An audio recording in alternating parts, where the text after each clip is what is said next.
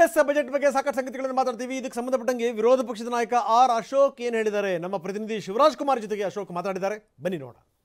ಇವತ್ತು ಸಿದ್ದರಾಮಯ್ಯ ಅವರು 3,73,000 ದೊಡ್ಡ ಮಟ್ಟದ ಒಂದು ಬಜೆಟ್ ಅನ್ನು ಮಂಡನೆ ಮಾಡಿದ್ದಾರೆ. ಇದ್ರ ಬಗ್ಗೆ ಮಾತ್ರ ನಮ್ಮ ಜೊತೆ ವಿರೋಧ ಪಕ್ಷದ ನಾಯಕರು ಆರ್ ಅಶೋಕ್ ಇದ್ದಾರೆ, ಅವ್ರನ್ನ ಮಾತಾಡ್ಸೋಣ. ಸರ್, ಇವತ್ತು ಬಜೆಟ್ ಮಂಡನೆ ಆಗಿದೆ, ಜನರ ನಿರೀಕ್ಷೆ ಇದನ್ನ ಸಕ್ಸಸ್ ಮಾಡಿದ್ದಾರೆ. ಇವರು ಜನರ ನಿರೀಕ್ಷೆಯನ್ನ ಸುಳ್ಳು ಮಾಡಿದ್ದಾರೆ. ಜನರು ಬಹಳ ಆಸೆ ಇಟ್ಕೊಂಡಿದ್ರು, ರೈತರು ಸಾಲ ಮನ್ನಾ ಆಗ್ತೈತೆ ಅಂತ ಆಸೆ ಇಟ್ಕೊಂಡಿದ್ರು. ಬರಗಾಲದಲ್ಲಿ ಅವರು ಒಬ್ಬೊಬ್ಬ ರೈತನಿಗೆ ಎಕರೆಗೆ 25,000 ಕೊಡ್ತಾರೆ ಅಂತ ತಿಳ್ಕೊಂಡಿದ್ರು, ಕೊಟ್ಟಿಲ್ಲ.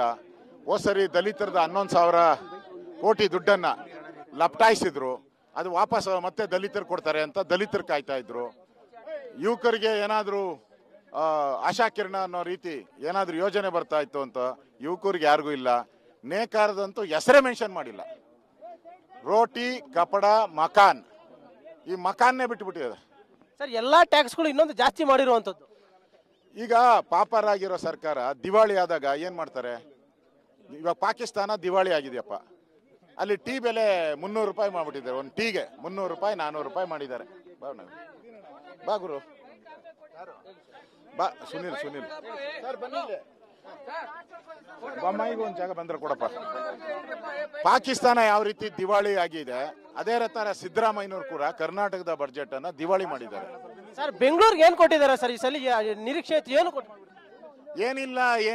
ಏನಿಲ್ಲ. ಬೆಂಗಳೂರಿಗೆ ಏನಿಲ್ಲ, ರೈತರಿಗೆ ಏನೂ ಇಲ್ಲ, ಏನಿಲ್ಲ, ದಲಿತರಿಗೆ ಏನಿಲ್ಲ. ಕೊನೆಗೆ ಸಿದ್ದರಾಮಯ್ಯನವರ ಟೋಪಿನೇ ಗ್ಯಾರಂಟಿ. Thank you sir. ಇದಿಷ್ಟು ಆರ್ ಅಶೋಕ್ ಅವರು ಹೇಳ್ತಾ ಇರೋದು. ಏನಿಲ್ಲ, ಬೆಂಗಳೂರಿಗೆ ಏನಿಲ್ಲ, ಈ ಬಜೆಟ್ ನಲ್ಲಿ ಏನೇನು ಇಲ್ಲ ಅಂತ ಒಂದು ರೀತಿಯ ರೀಲ್ಸ್ ರೀತಿಯಲ್ಲಿ ಅವರು ಕೂಡ ಡೈಲಾಗ್ ಬಿಡ್ತಾರೆ. ಕ್ಯಾಮ್ರಾ ಪರ್ಸನ್ ಶೇಖರ್ ಜೊತೆ ಶಿವರಾಜ್ ಕುಮಾರ್, TV9 ಬೆಂಗಳೂರು. ಇದು ಅಶೋಕ್ ಅವರ ಮಾತು. ಅಶೋಕ್ ಅವರು ಹಾಡು ಹೇಳ್ತಾ ಇದ್ರು.